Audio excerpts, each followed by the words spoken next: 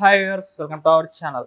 అమర్ రాజా company Telangana నుండి వెళ్ళిపోతుంది అన్న ఒక వార్త సోషల్ మీడియాలో వైరల్ అవుతుంది. మొన్న కూడా ఇది గల్లా జయదేవ్ గారి కంపెనీ అమర్ రాజా అనేది, ఆయన కూడా వార్నింగ్ ఇచ్చారు రేవంత్ రెడ్డి గారికి అని చెప్పేసి వార్తలు కూడా వినిపించాయి.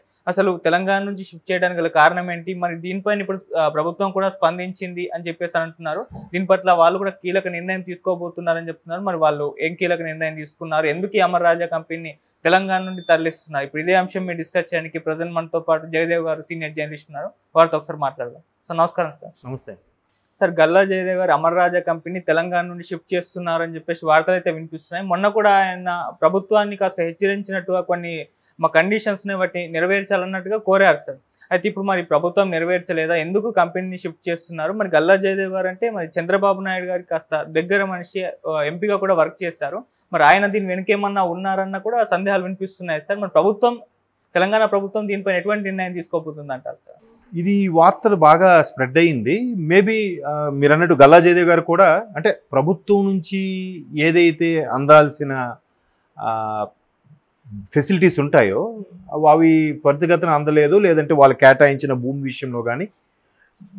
వాస్తవానికి గల్లా జయదేవ్ గారు కంపెనీని విస్తరించాలనే యోచనలోనే ఇక్కడ కూడా రిక్వెస్ట్ పెట్టుకున్నట్టున్నారు. ఒకటి ఇక్కడ రిక్వెస్ట్ పెట్టుకున్నారు, రెండోది అక్కడ కూడా పొమ్మలు లేక పొగబెట్టారు కదా గల్లా జయదేవ్ని. ఆఖరికి ఆయన ఇంకా నాకు ఈ రాజకీయాలు కూడా వద్దురా బాబు అని చెప్పి గుంటూరులో ప్రెస్ మీట్ పెట్టి కూడా దాన్ని నమస్కారం పెట్టేశాడు ఆయన. మాజీ మంత్రి, కాంగ్రెస్ మాజీ మంత్రి గల్లా అరుణ్ గారి అబ్బాయి, పైగా అందరికీ తెలిసిన విషయమే మహేష్ బాబు గారు అక్క భర్త. సో గుంటూరు ఎంపీగా చేశారు గతంలో. ఆ తర్వాత రాజకీయాలకు స్వస్తి చెప్పారు, కేవలం బిజినెస్ మీదే కాన్సన్ట్రేట్ చేయబోతున్నాను, మళ్ళీ అన్నీ అనుకూలిస్తే మరలా రాజకీయాల్లో చూస్తాను అనుకున్న వ్యక్తి. సో కంపెనీ విస్తరించే భాగంగానే తెలంగాణలో కూడా అప్పుడున్న ప్రభుత్వాన్ని రిక్వెస్ట్ పెట్టుకోవడం, వాళ్ళు శాంక్షన్ చేస్తానంటాం. కేటీఆర్ గారు కూడా దానికి సంబంధించి, అదే అప్పటి ప్రభుత్వం మాజీ మంత్రి కేటీఆర్ గారు కూడా అన్నీ వాళ్ళు భూమి మీద కేటాయించారు, అన్నీ జరిగాయి. సో ఇప్పుడు ప్రభుత్వం మారడం వల్ల, లేదంటే కొన్ని పెండింగ్ స్టేజ్లో ఉన్న పత్రాలకు సంబంధించి సంతకాలు అవి ఎక్కడెక్కడ ఆగిపోతూ ఉంటాయి గవర్నమెంట్ మారే క్రమంలో. సో అట్లాంటి పెండింగ్ వర్క్స్కి ఏవో మేబీ ఆగిపోయి ఉండొచ్చు. అందువల్ల ఆయన మాకు అది త్వరితగతిన పూర్తి చేయండి, మేము ఎస్టాబ్లిష్ చేసుకోవాలనే ఉద్దేశంలో చెప్పుండొచ్చు. బట్ గల్లా జయదేవ్ గారు కూడా, నేను ఒక దగ్గర ఒక ఆర్టికల్ చదివింది ఏంటంటే, అమర్ రాజా బ్యాటరీస్కి వరల్డ్ వైడ్గా మంచి పేరుంది. భారతదేశంలో నాకు తెలిసి నెంబర్ 1 బ్యాటరీ కంపెనీ అంటే అమర్ రాజా అని అంటారు. ఎమరాన్ పేరు మనం చూస్తుంటాం, బట్ అమర్ రాజా బ్యాటరీస్ అవి. సో అది మనకి రేణిగుంట దగ్గర ఒక పెద్ద అదొక టౌన్షిప్పే ఉంటుంది, వాళ్ళకు ఎంప్లాయీస్కి సంబంధించి కానీ ఫ్యాక్టరీ కానీ అన్నీ కూడా. దాంట్లో ఉన్న రిమార్క్స్ కూడా చాలా తక్కువ. ఎంత బాగా డెవలప్ చేశారంటే గల్లా జయదేవ్ గారు, ఆయన టేక్ ఓవర్ చేసేసరికి కేవలం 150 కోట్ల నుంచి 200 కోట్ల మధ్యలో టర్న్ ఓవర్ ఉండే కంపెనీ ఈరోజు 5,000 కోట్ల టర్న్ ఓవర్కి వెళ్ళిపోయిందంటే ఇట్స్ నాట్ ఏ జోక్ అనమాట. సో అంత బాగా డెవలప్ చేసేవారు. కాబట్టి దాన్ని స్ప్రెడ్ చేసే ఉద్దేశంలో తెలంగాణకు కానీ వేరే రాష్ట్రాలు కూడా విస్తరించాలని అనుకున్నారు. దాంట్లో భాగంగానే మన తెలుగు రాష్ట్రాల్లో అయితే బెటర్ అని ఎక్కడ అనుకున్నారేమో. మరి అప్పుడు అన్నీ అనుకున్నారు, సరిగ్గా అవ్వలేదు. బట్ గవర్నమెంట్ మారే క్రమంలో కొన్ని రకాల పెండింగ్ బిల్స్ కూడా ఆగిపోతుంటాయి, కొన్ని కాంట్రాక్ట్స్ ప్రాజెక్ట్స్ సంబంధించి కూడా ఆగిపోతుంటాయి. అలాగేదో అడ్డంకి జరిగినట్టుంది. దాని మీద ఆయన స్పందించడం, ఇంకా లాభం లేదు, ఎలాగూ మళ్ళీ వాళ్ళకు అనుకూలమైన ప్రభుత్వం వచ్చింది. గతంలో నేను టీడీపీ ఎంపీగా చేశారు కాబట్టి మరలా ఆంధ్రప్రదేశ్లోనే అక్కడే పూర్తి కాన్సన్ట్రేట్ చేసే క్రమంలోనే అక్కడికి వెళ్ళిపోతారా అనుకుంటున్నారు అన్నట్టు వార్తలు అయితే వచ్చాయి. సో దానికి మన ఐటీ మంత్రి శ్రీధరబాబు గారు వెంటనే సవరణిచ్చారు. ఇదేం కాదు, ఇది ఏవైనా ఉంటే మేము ప్రభుత్వ తరఫున చేయాల్సింది చేస్తాం, వాళ్ళు కూడా మాకు రిక్వెస్ట్ పెట్టుకున్నారు, ఖచ్చితంగా సాల్వ్ చేస్తాం. ఇదంతా ఏమో కేటీఆర్ గారు ప్రోద్బలంతోనే ఏమో వచ్చేసేలేదు. అప్పుడు ఆయన విస్తరించే పనిలో ఆయన వచ్చి అడిగారు, ఈయన కూడా శాంక్షన్ చేశారు. మేమైనా అంతే. తెలంగాణ ఇప్పుడు పెట్టుబడులు తీసుకొస్తున్నాం, దావోస్ వెళ్ళాం, పెట్టుబడులు తీసుకొచ్చాం. ఇప్పుడు మళ్ళీ ముఖ్యమంత్రి గారు యుఎస్ వెళ్ళారు, అక్కడ నుంచి కూడా పెట్టుబడులు తీసుకొచ్చే అవకాశం ఉంది. మేజర్ ప్రాజెక్టులు అమెజాన్ లాంటివి కూడా ఇక్కడ తీసుకొచ్చాము, మెయిన్ రీజనల్ ఆఫీస్ కింద తీసుకొచ్చారు. కాబట్టి వీటన్నిటి మీద మేము కలిసి మాట్లాడదామని చెప్పి మొత్తానికి ఐటీ మంత్రి శ్రీధరబాబు గారు వివరణ ఇచ్చారు. అయితే మరోవైపు ఇంకో వార్తలు ఏంటంటే, ఎలాగూ అనుకూలమైన ప్రభుత్వం ఆంధ్రప్రదేశ్లో కూడా ఉంది కాబట్టి బాబు గారు ఎవరెవరినో పిలిచి, రండి మీకేం కావాలి, సింగిల్ పేజీ డాక్యుమెంట్తో నేను కంప్లీట్ చేస్తా.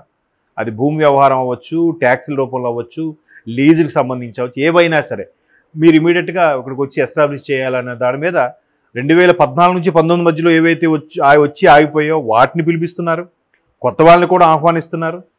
ఆల్రెడీ పార్టీలో ఉండి ఎంపీగా చేసి రాష్ట్రం యొక్క గోడుని, రాష్ట్రం యొక్క బాధని పార్లమెంట్ సాక్షిగా వినిపించిన గల్లా జయదేవ్ లాంటి వ్యక్తులకి ఎందుకు కేటాయించరు? ఖచ్చితంగా కేటాయిస్తారు. సో మళ్ళీ బాబు గారిది వచ్చింది కాబట్టే మేబీ వీళ్ళు మళ్ళీ సొంత కూటికి వెళ్ళిపోవడానికి ప్రయత్నించిన భాగంగానే ఇక్కడ ఈ విధంగా ప్రవర్తిస్తున్నారన్న విమర్శలు కూడా ఉన్నాయి. కాంగ్రెస్ వాళ్ళు ఏమంటున్నారంటే వీళ్ళు మళ్ళీ బాబు గారు గవర్నమెంట్ వచ్చింది, ఎలాగో బాబు గారు తాలూకు మనిషి అయినా టీడీపీకి చెందిన వ్యక్తే, సరే మళ్ళీ వెనక్కి వెళ్ళిపోవడానికి ఇలాగ కాంగ్రెస్ మీద బురదలుతున్నట్టున్నారు, మా తప్పుదేమీ లేదు అన్నట్టుగా కూడా వీళ్ళు మాట్లాడుతున్నారు. సో అట్లాంటి పెండింగ్ వర్క్స్కి ఏవో మేబీ అయిపోయి ఉండొచ్చు. అందువల్ల ఆయన మాకు అది త్వరితగతిన పూర్తి చేయండి, మేము ఎస్టాబ్లిష్ చేసుకోవాలనే ఉద్దేశంలో చెప్పుండొచ్చు. బట్ గల్లా జయదేవ్ గారు కూడా, నేను ఒక దగ్గర ఒక ఆర్టికల్ చదివింది ఏంటంటే, అమర్ రాజా బ్యాటరీస్కి వరల్డ్ వైడ్గా మంచి పేరుంది. భారతదేశంలో నాకు తెలిసి నెంబర్ 1 బ్యాటరీ కంపెనీ అంటే అమర్ రాజా అని అంటారు. ఎమరాన్ పేరు మనం చూస్తుంటాం, బట్ అమర్ రాజా బ్యాటరీస్ అవి. సో అది మనకి రేణిగుంట దగ్గర ఒక పెద్ద అదొక టౌన్షిప్పే ఉంటుంది, వాళ్ళకు ఎంప్లాయీస్కి సంబంధించి కానీ ఫ్యాక్టరీ కానీ అన్నీ కూడా. దాంట్లో ఉన్న రిమార్క్స్ కూడా చాలా తక్కువ. ఎంత బాగా డెవలప్ చేశారంటే గల్లా జయదేవ్ గారు, ఆయన టేక్ ఓవర్ చేసేసరికి కేవలం 150 కోట్ల నుంచి 200 కోట్ల మధ్యలో టర్న్ ఓవర్ ఉండే కంపెనీ ఈరోజు 5,000 కోట్ల టర్న్ ఓవర్కి వెళ్ళిపోయిందంటే ఇట్స్ నాట్ ఏ జోక్ అనమాట. అంటే అక్కడ బాబు గారా లేదంటే అనుకున్న వాళ్ళ కాదు, బిజినెస్ అల్టిమేట్గా బిజినెస్ చేసేటప్పుడు ప్రస్తుత కరెక్ట్గా ఆలోచిస్తే లాభాలు వస్తున్నాయా లేదా, దాని మీద కొన్ని వందల మంది వేల మంది బతుకుతున్నారా లేదా, వాళ్ళ జీవనోపాధి కూడా సరిగ్గా ఉంటుందా లేదా, దానివల్ల చుట్టుపక్కల గ్రామాలకి పొల్యూషన్ పరంగా కానీ ఇబ్బంది అడ్డంకులు లేకపోతే ఎవరు ఎక్కడికైనా వెళ్ళి బిజినెస్ చేసుకోవచ్చు. కాశ్మీర్ నుంచి కన్యాకుమారి వరకు ఎక్కడే మనం స్థాపించి చేసుకోవచ్చు. ఆ పరంగా ఆలోచిస్తారు తప్ప ఆయన మావోడు కాబట్టి ఆ మావోడైనా కూడా అక్కడ బిజినెస్ సరిగ్గా, అక్కడ అవసరమైన ల్యాండ్, అవసరమైన ట్రాన్స్పోర్టు, అవసరమైన మెయిన్ వాటర్ కావాలి, వాటర్ రిసోర్స్ అవి లేకపోతే మనవాడైనా లాస్కి పెట్టుకోలేడు కదా. వాటర్ రిసోర్సు అక్కడ రిసోర్స్ నది పక్కన ఏదైనా అవకాశం ఇచ్చారనుకుంటే దగ్గరలో నది ఉంది, వాటర్ తెప్పించుకోవచ్చు, లేదా మ్యాన్ పవర్ తక్కువ దొరుకుతుంది, ఎంత విస్తారంగా ఉండే భూమి ఇంకెక్కడా దొరకదు అనుకున్న నేపథ్యంలోనే అట్లా బిజినెస్ని ఎక్స్పాండ్ చేయడానికి, వాళ్ళ లాభాలు పొందడానికి అవసరమైన సదుపాయాలు చూసుకుంటూనే చేస్తారు తప్ప మావాడు కదా అని చెప్పి లాస్ వచ్చినాక తీసుకెళ్ళి పెట్టరు కదా. సో అట్లా అయ్యుండొచ్చు. బట్ వీళ్ళు కూడా లేదు, మేము అన్ని సౌకర్యాలు కల్పించడం కూడా ఎందుకు వెళ్ళిపోదాం అనుకుంటున్నారు, మేబీ బాబు గారు వచ్చారని వెళ్ళిపోదాం అనుకుంటున్నారా, అదేం లేదు, మేము అది మాట్లాడి ఏదో సార్ట్అవుట్ చేస్తామని కూడా కాంగ్రెస్ వాళ్ళు మాట్లాడుతున్నారు. మేబీ ఇక్కడ కూడా కొంత ఉంది, అక్కడ కూడా మళ్ళీ ఎస్టాబ్లిష్ చేసుకున్నారు అనుకోండి, బాగానే ఉంటుంది. ఒక విధంగా జయదేవ్ గారు, గల్లా జయదేవ్ గారు జగన్మోహన్ రెడ్డి గారు కానీ అలా బిహేవ్ చేయకపోయింటే, ఆయన అన్ని కొత్త కర్మాగారాలకి అవకాశం ఇవ్వడం, ఎక్స్పాండ్ చేయడానికి ఎవరికైతే కావాలంటే చేస్తుంటే ఆయన అసలు ఇటు వచ్చేవాడే కాదేమో. అంటే ఇటు స్ప్రెడ్ చేయాలని ఆలోచన ఉంది, బట్ మేము అక్కడే ఫుల్గా ఎస్టాబ్లిష్ చేసేవాడేమో వేరే దగ్గర ఎక్కడైనా, రేణిగుంట కాకుండా ఇటువైపు ఒంగోలు వైపు కానీ లేదంటే వైజాగ్ వైపు కానీ చేసేవారేమో. బట్ జగన్మోహన్ రెడ్డి గారి పరిపాలన వల్ల కూడా కొంత పక్క రాష్ట్రం వెళ్ళిపోవాల పరిస్థితి వచ్చింది. చూద్దాం, మళ్ళీ బాబు గారు వచ్చారు కాబట్టి ఇది కుదుర్చుకొని ఇక్కడ కూడా వేరేది యూనిట్ పెడతారేమో అని మరి చూడాలి.